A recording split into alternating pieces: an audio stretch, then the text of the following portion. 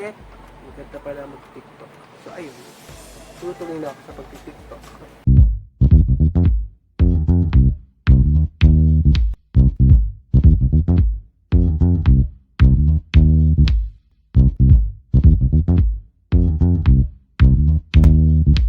Hi Tellers, it's me, Mikey. So, welcome back to my YouTube channel. So, today's vlog, may gagawin tayong panibagong vlog.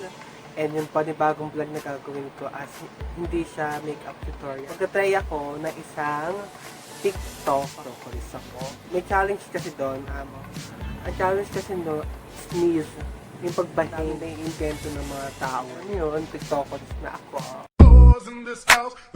Browse ako ng TikTok account ko, and then pag open ko ng TikTok account ko, nakita ko yung TikTok ni Jonalyn Bartolome. Ito ko yun kasi kulit ng background music na mas malaman nyo yung buong buo. Just keep on watching, guys. Ayun guys, kung makapansin nyo, is mabilis na yung gagawin natin video today. Challenge lang yung gagawin ko, and then yung challenge lang yung naisip ko. Content ngayon. So, mag-alagay muna ako ng primer. Itong Mary Kay. So ayun, tapos na ako mag-primer, and then nalagay yung mata ko ng primer.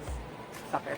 Foundation. So, pipiliin ko foundation which is yung matte sa aking skin tone. Sassy Lady.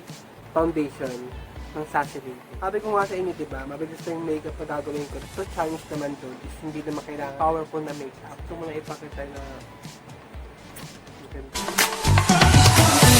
nga pala guys, at talagang di ako mahilig mag-TikTok. Hindi ako yung magtatagang mag-edit ng TikTok, ganyan. And then one time, try ako.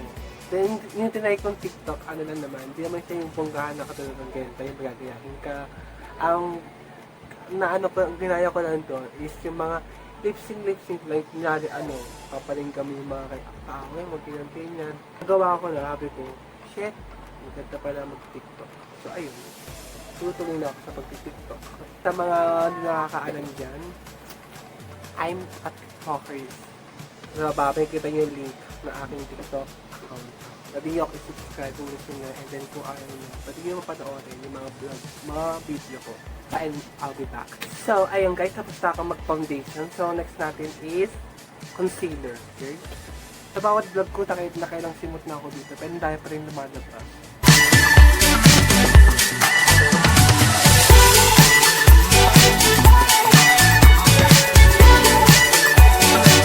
Hindi na sanay yung katawan natin matulog. Ulit-ulit na lang yung ginagawa natin. Diba?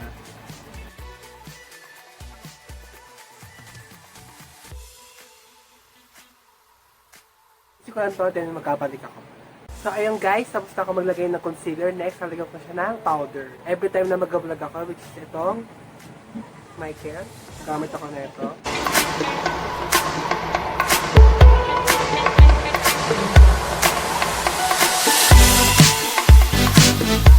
So ayun guys, nagbabalik ako. Pinasan yung aking translucent powder. Tutukan ko na sila mascara para mas tumagal and mas maging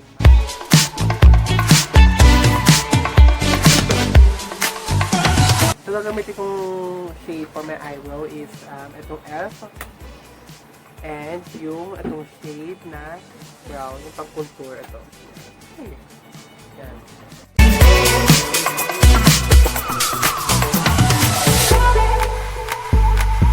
Yung nga naka-play. Malapit tayo matapos para sa ating TikTok challenge. Next na tayo sa ating nose line. Nose line tayo, gamitin ko itong big corrector. Sa part ng pag-makeup, nose line yung pinaka-gusto ko. Talaga nose line kasi ako, pinag-feel ko talaga na matawag sa ito.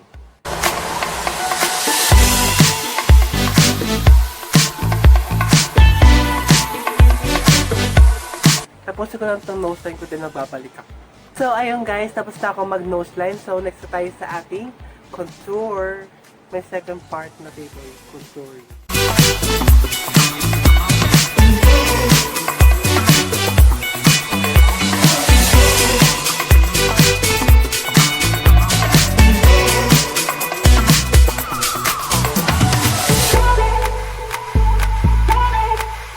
So hindi pa ako tapos sa cream. Papatungan ko pa siya ng powder. Nagamitin ko itong kaninang ginamit ko.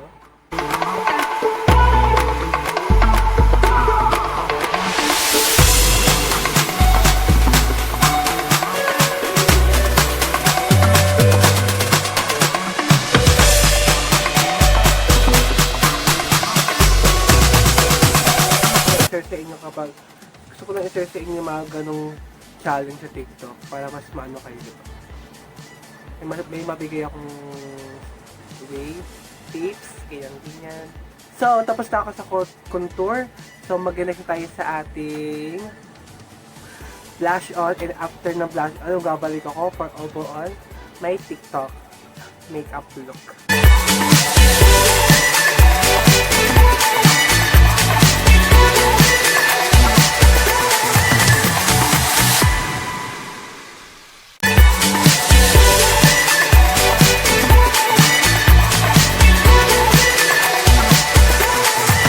So yan, magbabalik ako for overall my makeup look, and then babakita ko sa inyo kung anong gagawin kong TikTok.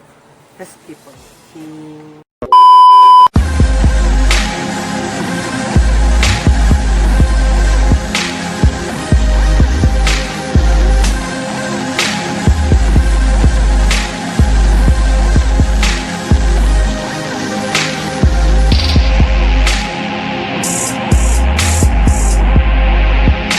So, ayun guys, ito na po yung aking makeup look para sa ating TikTok challenge, which is yung sneeze challenge. So, may kita nyo sa pinakadulo doon yung ginawa kong TikTok.